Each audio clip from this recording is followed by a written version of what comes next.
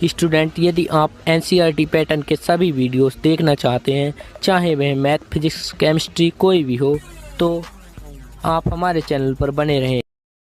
Hello छात्रों, स्वागत है आपका अपने यूट्यूब चैनल पढ़ाई के कीड़ा में। प्रिय छात्रों, आपको अच्छी तरह मालूम है और मैं आज फिर आपको ये रिवाइज़ करता हूँ कि इस चैनल के माध्यम से आप सभी को इंटरमीडिएट केमिस्ट्री भाग 1 के अंतर्गत ऑक्सीजन फैमिली के एलिमेंट्स पढ़ाए जा रहे हैं। तो उस ऑक्सीजन फैमिली में हमने अब तक ऑक्सीजन और उसके यौगिक को पढ़ा और अब उसके बाद जो सेकंड तत्व है इसका वो है सल्फ़र। तो हम आइए जानते हैं। तो इस भाग में हम पढ़ेंगे सल्फ़र और उसके यौगिक और उनकी प्रिपरेशन मेथड्स। तो आइए डियर स्टूडेंट जानते हैं कि सल्फ़र क्या है। देखिए, सल्फ़र एक तत्व है जो ऑक्सीजन फैमिली से बिलोंग करता है। ठीक है, हम सबसे पहले पढ़ेंगे सल्फ़र के अपर रूप। देखिए, सल्फ़र भी अपर रूप प्रदर्शित करता है, जैसे कि कार्बन भी अपर रूप प्रदर्शित करता है, फास्फोरस अपर रूप प्रदर्शित करता है, उसी तरह सल्फ़र भी अपर रूप प्रदर्शित करता है और ये 5 प्रकार के अपर रूप प्रदर्शित करता है। तो प्यारे छात्रों, अपर रूप पढ़ाने से पहले मैं एक छोटी सी नॉलेज आपको दे दूं कि व्हाट इज़ अपर रूप। अपर रूप क्या होते हैं, या अपर रूप किसको कहते हैं, अर्थात अपर रूपता क्या होती है। तो आइए जानते हैं कि जब कोई पदार्थ 2 या 2 से अधिक रूपों में पाया जाता है तो वे रूप क्या कहलाते हैं, उसके अपर रूप कहलाते हैं। और इस क्रिया को क्या कहते हैं, हम अपर रूपता कहते हैं। क्या कहते हैं, अपर रूपता।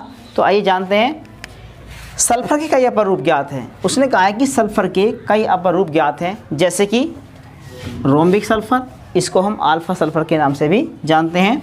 मोनोक्लाइनिक सल्फ़र, नंबर 2 मोनोक्लाइनिक सल्फ़र, या इसको बीटा सल्फ़र के नाम से भी जानते हैं। इसके बाद आती है अमॉर्फस सल्फ़र, है ना। फिर नंबर 4 कोलाइडी सल्फ़र और नंबर लास्ट प्लास्टिक सल्फ़र। ये प्लास्टिक सल्फ़र अर्थात अब तक हमने इसके 5 अपर रूपों को पढ़ा। सबसे पहले रोम्बिक सल्फ़र या अल्फ़ा सल्फ़र, दूसरा मोनोक्लाइनिक सल्फ़र, नंबर 3 कौन सा, अमॉर्फस, नंबर 3 प्लास्टिक, नंबर 4 क्या है, कोलाइडी। अंडरस्टैंड। और देखिए, मैंने आपको बताया कि अपर रूपता क्या होती है, लेकिन अब हमने आपको बताया कि यहाँ पर जो हमारा सल्फ़र है वो 5 प्रकार के क्या करता है, अपर रूपता प्रदर्शित करता है, अर्थात इसके 5 अपर रूप होते हैं। लेकिन इन सब 5 रूपों में सबसे ज़्यादा जो इम्पोर्टेंट होते हैं, जो महत्वपूर्ण होते हैं, वो रोम्बिक सल्फ़र या अल्फ़ा सल्फ़र भी कहते हैं इसको, दूसरा मोनोक्लाइनिक सल्फ़र या इसको बीटा सल्फ़र के नाम से भी जाना जाता है। तो प्यारे छात्रों, लेकिन रोम्बिक सल्फ़र और मोनोक्लाइनिक सल्फ़र सल्फ़र के महत्वपूर्ण या मुख्य अपर रूप हैं। Understand? Any question? Okay, written now. हाँ, तो प्यारे छात्रों, अभी हमने सल्फ़र के अपर रूपों को डिस्कस किया और हमने बताया कि सल्फ़र भी अपर रूपता प्रदर्शित करती है, सेम वैसे ही जैसे कार्बन करता है, सेम वैसे ही जैसे फास्फोरस करता है। इसी तरह से हमारा जो ये सल्फ़र होता है ये भी अपर रूपता प्रदर्शित करता है। और उसको एक्सप्लेन करने के लिए मैंने आपको बताया कि सल्फ़र 5 प्रकार के अपर रूप प्रदर्शित करता है या बताता है। कौन कौन से? सबसे पहले बताया मैंने आपको रोम्बिक सल्फ़र, जिसको अल्फ़ा सल्फ़र भी कहते हैं। दूसरा बताया आपको मोनोक्लाइनिक सल्फ़र। तीसरा क्या बताया आपको, क्या बताया, प्लास्टिक सल्फ़र। चौथा कोलाइड सल्फ़र। पाँचवा अमॉर्फस, क्या बताया, अमॉर्फस सल्फ़र बताया। ठीक है, और ये भी एक्सप्लेन किया हमने कि अपर रूपता किसको कहते हैं, अर्थात जब कोई पदार्थ 2 या 2 से अधिक रूपों को प्रदर्शित करता है या बताता है या दिखाता है तो वे पदार्थ उसके अपर रूप कहलाते हैं और उसके इस गुण को अपर रूपता कहते हैं। तो प्यारे छात्रों, सल्फ़र के बाद अब आइए जानते हैं हम सल्फ़र के यौगिक के बारे में। ठीक है, आप हेडिंग डालेंगे सल्फ़र के यौगिक।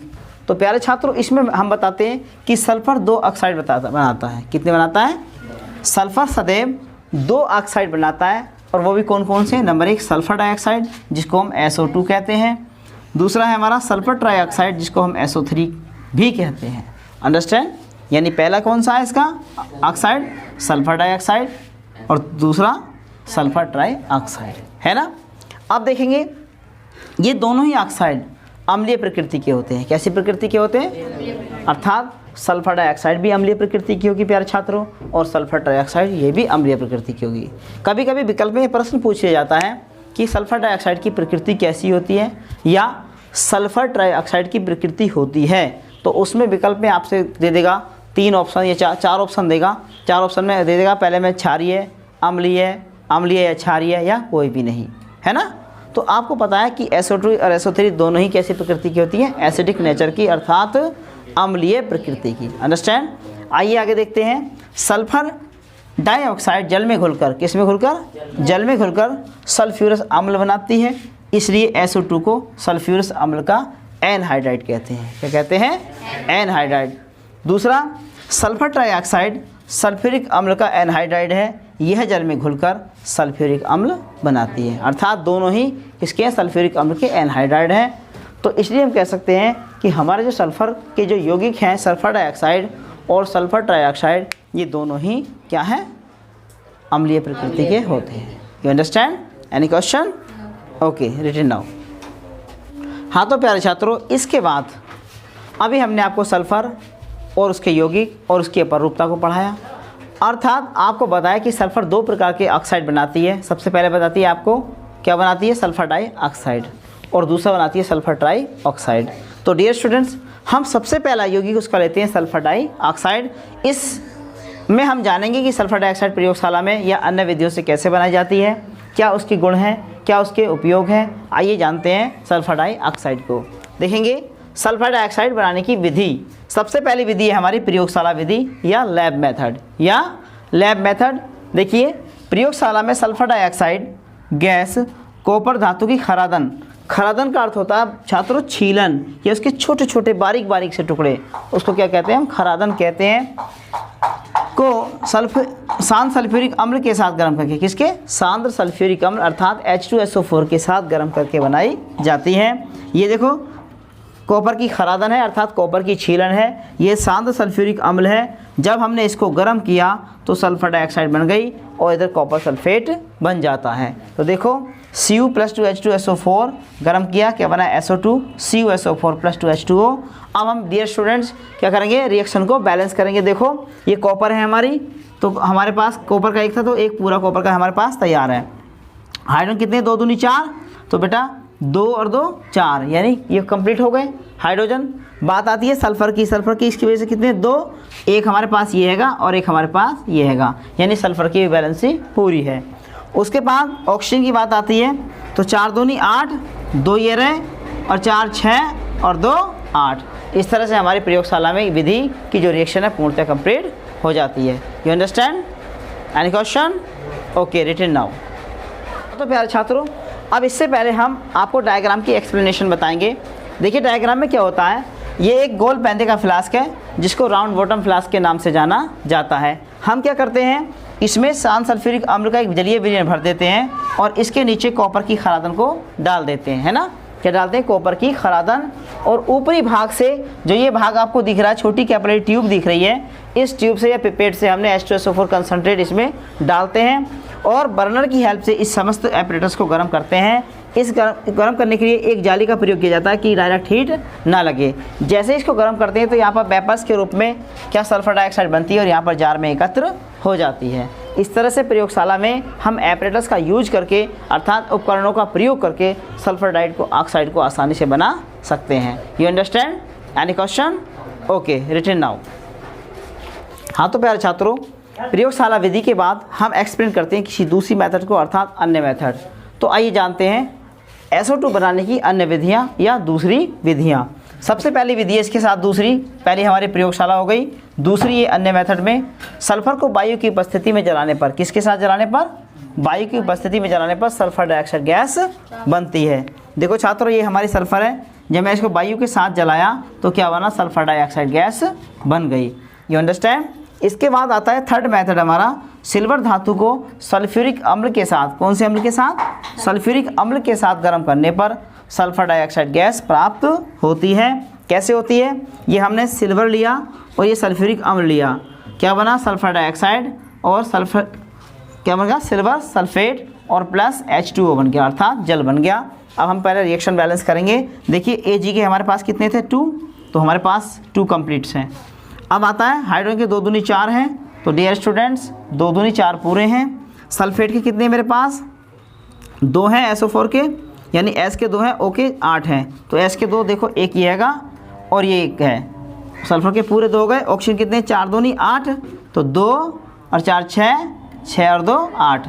इस तरह से हमारी ये रिएक्शन बैलेंस हो जाती है। तो प्यारे छात्रों, इसके अलावा सल्फर डाइऑक्साइड बनाने की अन्य मेथड्स भी हैं, लेकिन आपको किन्हीं 2 मेथड्स को अच्छी तरह कंप्लीट करना है, याद रखना है। और सबसे ज़्यादा मोस्ट इंपॉर्टेंट जो होती है वो आपकी लैब मेथड्स होती है, आप उसको अच्छी तरह तैयार करें, याद करें, है ना। हाँ तो प्यारे छात्रों, अभी हमने आपको एक्सप्लेन कराया था प्रिपरेशन मेथड ऑफ SO2 अर्थात सल्फर डाइऑक्साइड गैस बनाने की विधियाँ। सबसे पहले हमने आपको प्रयोगशाला विधि को बताया और उसके बाद एक अन्य विधि को एक्सप्लेन किया। तो प्यारे छात्रों, इसके बाद मन में सवाल उठ जाता है कि आखिर इसकी भौतिक गुण क्या हो सकते हैं, अर्थात क्या SO2 कौन कौन से फिजिकल प्रॉपर्टीज़ और भौतिक गुण प्रदर्शित करती है। देखो कौन कौन से, तो आइए देर किस बात की जानते हैं, इसके फिजिकल प्रॉपर्टी अर्थात भौतिक गुण। हेडिंग डाल देंगे सल्फर डाइऑक्साइड की भौतिक गुण या फिजिकल प्रॉपर्टीज ऑफ SO2, है ना।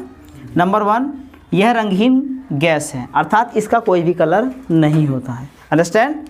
इसमें तेज़ गंध आती है प्यारे छात्रों, जब हम इसको स्मेल करते हैं, सूंघते हैं, तो इसमें बहुत फास्ट स्मेल आती है और बहुत तीखी होती है।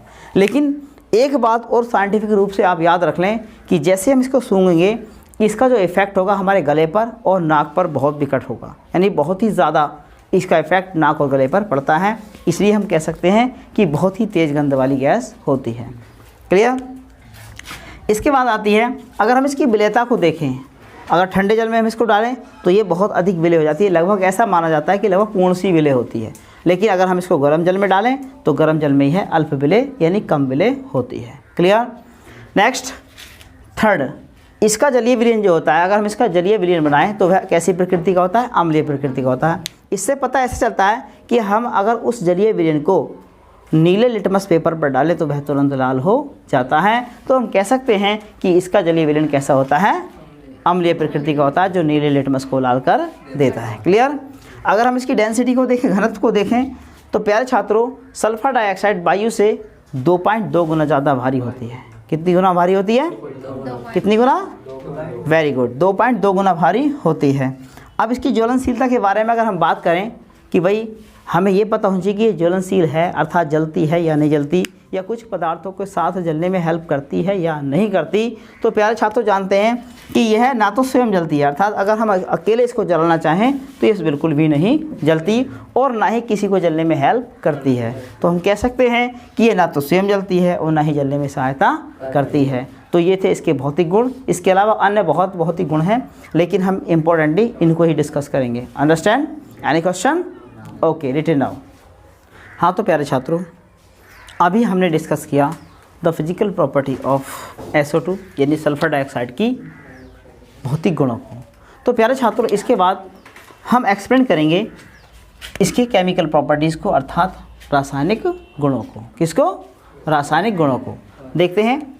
सबसे पहला रासायनिक गुण है इसका अज्वलनशीलता या अज्वलनशील प्रकृति। देखिए बच्चों, अज्वलनशील क्या होता है, अर्थात जो ना जले, अर्थात जो ना जले या जलने में हेल्प ना करे। आपको पता है कोई भी ईंधन, कोई भी पदार्थ तब जलता है जब उसे ऑक्सीजन की हेल्प मिलती है। अगर उस जगह ऑक्सीजन एब्सेंट है तो वो पदार्थ नहीं जलता। उसी तरह हम ये देखेंगे कि अगर मान लीजिए ऑक्सीजन के स्थान पर वहाँ पर SO2 रख दी जाए और किसी पदार्थ को जलाया जाए तो वो जलता है या नहीं जलता, ये स्वयं जलने लगती है या खुद जलने में दूसरों को हेल्प करती है। तो इसलिए इस गुण का नाम रखा गया है अज्वलनशील प्रकृति। You understand. तो देखेंगे अज्वलनशील प्रकृति। सल्फर डाइऑक्साइड ना तो स्वयं जलती है, बड़ी सीधी सी क्लियर बात हो गई कि SO2 कभी स्वयं नहीं जलती। समझ में आ रही है? सल्फर डाइऑक्साइड ना तो स्वयं जलती है और ना ही जलने में सहायता करती है। बताइए, करती है नहीं करती? नहीं करती। Very good. परंतु पोटेशियम, लेकिन कुछ ऐसे भी तत्व हैं प्यारे छात्रों, जैसे कि पोटेशियम है और मैग्नीशियम है, जो इसमें डालने पर जलने लगते हैं। अगर इन पदार्थों को सल्फर डाइऑक्साइड में डाल दिया जाए तो वो जलने लगते हैं। जैसे मान लो मैंने यहाँ पर सिर्फ मैग्नीशियम को एक्सप्लेन किया है, पोटेशियम को छोड़ दिया है। तो देखो, जब मैग्नीशियम धातु को सल्फर डाइऑक्साइड में डालते हैं तो क्या बनता है, मैग्नीशियम ऑक्साइड बनता है और सल्फर निकल जाता है ना। सल्फर बन जाता है या सल्फर निकल जाता है, तो क्या बन गया, सल्फर का मैग्नीशियम ऑक्साइड बन गया और सल्फर निकल जाता है, अर्थात ये उसमें जलने लगता है। क्लियर। अब बात आती है ऑक्सीजन से अभिक्रिया, अर्थात हमारी ऑक्सीजन प्राणवायु से रिएक्शन कैसे करती है प्रिय छात्रों। देखेंगे 450 डिग्री सेंटीग्रेड पर, कितने पर 450 डिग्री सेंटीग्रेड पर प्लेटिनम उत्प्रेरक की उपस्थिति में बच्चों मैंने आपको कैटालिस्ट उत्प्रेरक को कई बार एक्सप्लेन किया है और मैं आज भी एक्सप्लेन करता हूं कि वे पदार्थ जो किसी रासायनिक अभिक्रिया की दर को परिवर्तित कर देते हैं और अभिक्रिया के अंत में स्वयं परिवर्तित रहते हैं, उत्प्रेरक कहलाते हैं। तो प्यारे छात्रों, इस अभिक्रिया में भी उत्प्रेरक क्या है, प्लेटिनम है। इस रिएक्शन की वेलोसिटी को बढ़ा तो देगा, दर को बढ़ा तो देगा, लेकिन खुद जैसा था वैसे का वैसा ही रहेगा। तो आइए जानते हैं कि ऑक्सीजन से जब सल्फर डाइऑक्साइड अभिक्रिया करती है तो क्या होता है। देखेंगे 450 डिग्री सेंटीग्रेड पर प्लेटिनम उत्प्रेरक की उपस्थिति में सल्फर डाइऑक्साइड गैस ऑक्सीजन से क्रिया करके, किससे, ऑक्सीजन से क्रिया करके सल्फर ट्राइऑक्साइड गैस बनाती है, सल्फर ट्राइऑक्साइड गैस बनाती है। कैसे, ये हमने सल्फर डाइऑक्साइड दिया प्रिय छात्रों और उसको ऑक्सीजन में डाल दिया, प्लेटिनम उत्प्रेरक के साथ हमने क्या करा, 450 डिग्री सेंटीग्रेड पर उसको गर्म कर दिया, है ना। तो क्या हुआ, सल्फर ट्राइऑक्साइड बन जाती है। ये है हमारी सल्फर ट्राई ऑक्साइड। अंडरस्टैंड। कोई क्वेश्चन? देखो कैसे बच्चों, देखो SO2 S के कितने हैं, 2, तो हमारे यहाँ पर भी S के 2 हैं। ऑक्सीजन के 2 दूनी 4 और 2 6, तो 3 दूनी 6, तो ये रिएक्शन आपकी बैलेंस है। Any question? Okay, written now. हाँ तो प्यारे छात्रों, इसके बाद आप नंबर 3 लिखेंगे केमिकल प्रॉपर्टीज़ में, जो है क्लोरीन से क्रिया।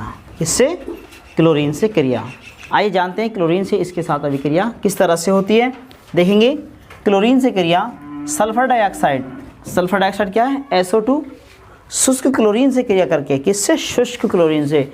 जब क्लोरीन शुष्क अवस्था में होती है तो उसको क्या कहते हैं, शुष्क क्लोरीन कहते हैं।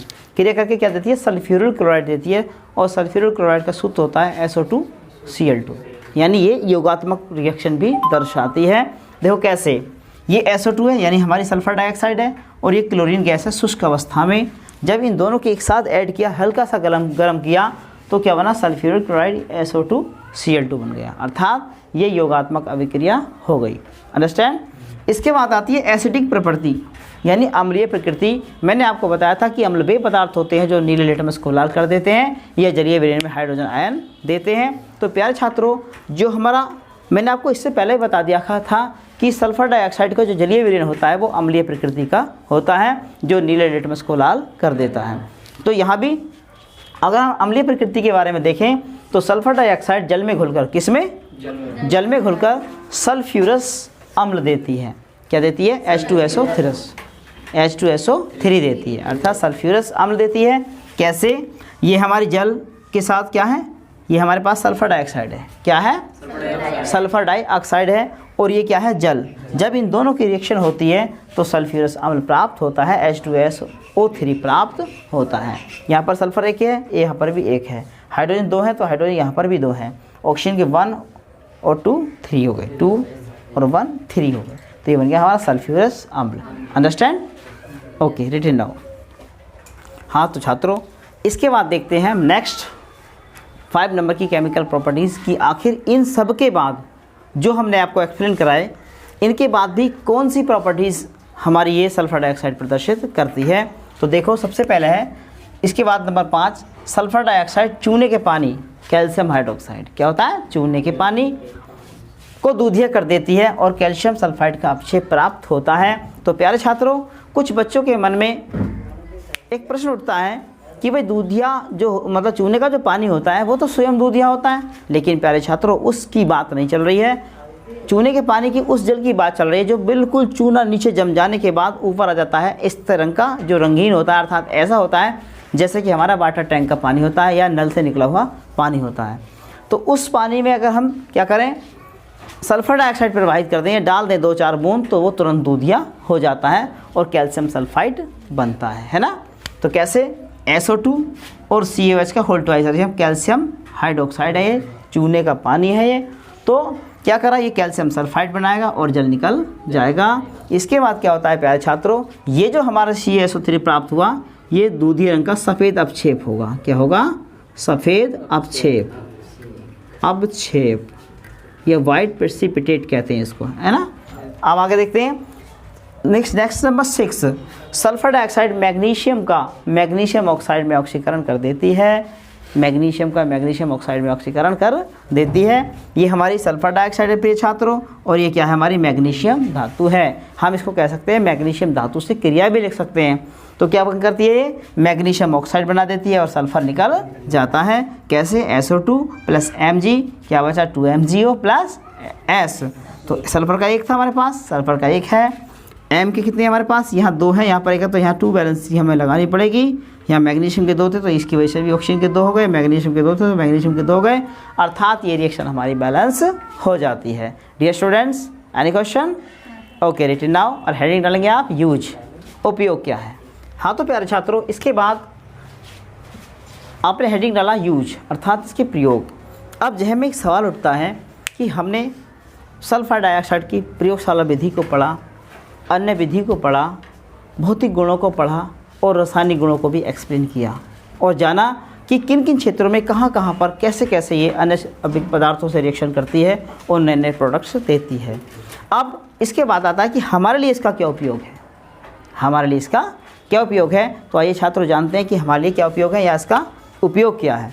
हेडिंग डालेंगे यूज़ अर्थात उपयोग। नंबर 1, प्रयोगशाला में अभिकर्मक के रूप में। देखिए अभिकर्मक किसको कहते हैं, रिजेंट क्या होता है, रिजेंट्स वे पदार्थ होते हैं जिसकी सहायता से अन्य पदार्थों को बनाया जाता है। अंडरस्टैंड। तो ये क्या है, प्रयोगशाला में अभिकर्मक के रूप में प्राप्त काम करती है। नंबर 2, चीनी जो होती है जिसकी उपयोग हम मीठे के रूप में करते हैं, उसको शुद्ध करने में और रंगहीन बनाने में इसका प्रयोग किया जाता है। क्लियर। नंबर 3, आक्सीकारक के रूप में, अर्थात यह बहुत अच्छे रूप से प्रयोगशाला में आक्सीकारक के रूप में प्रयुक्त की जाती है। नंबर नेक्स्ट, अपचायक के रूप में। किसके रूप में, अपचायक के, पदार्थों का अपचयन करने में दिस इज मोस्ट, और पदार्थों का अपचयन करती है, इसका उपयोग अपचायक के रूप में प्रयोगशाला में किया जाता है। क्लियर। फिर आती है कीटाणुनाशी एवं रोगाणुनाशी के रूप में। कुछ ऐसे स्टफ्स होते हैं, कुछ ऐसे पदार्थ होते हैं जिनका उपयोग हम मेडिसिन क्षेत्र में, दवाओं के क्षेत्र में, खाने के रूप में या अन्य क्षेत्रों में करते हैं। तो उन पर विभिन्न प्रकार के वायरस और बैक्टीरिया अटैक कर जाते हैं, अर्थात अपना आक्रमण कर देते हैं या अपना प्रभाव जमा लेते हैं। उन प्रभावों को नष्ट करने के लिए या बैक्टीरिया के हानिकारक प्रभाव को रोकने के लिए उनको नष्ट करने में सल्फर डाइऑक्साइड का प्रयोग किया जाता है। इसलिए कहा गया है कि इसका उपयोग कीटाणुनाशी एवं रोगाणुनाशी के रूप में होता है। तो प्यारे छात्रों, कैसी लगी ये वीडियो हमें ज़रूर कमेंट करें। प्यारे छात्रों, हमारा लक्ष्य है आपको 90+ दिलाने का, और आपका लक्ष्य है क्लास में टॉपर आने का, विद्यालय में टॉपर आने का और ज़िले में टॉपर आने का। तो प्यारे छात्रों, हमारी ये वीडियो अगर आपको पसंद आई हो तो हमारे चैनल को सब्सक्राइब करें, ताकि आने वाले वीडियो की नोटिफिकेशन आपको सबसे पहले प्राप्त हो और आपको मिल सके बेहतर और सूटेबल, बिल्कुल बढ़िया तरीके से एकदम सटीक सिलेबस आपके एग्जामिनेशन का। इसी आशा के साथ छात्रों, मिलते हैं नेक्स्ट वीडियो में। तब तक के लिए tata, bye bye, take care, स्वस्थ रहिए, स्वच्छ रहिए, खुश रहिए।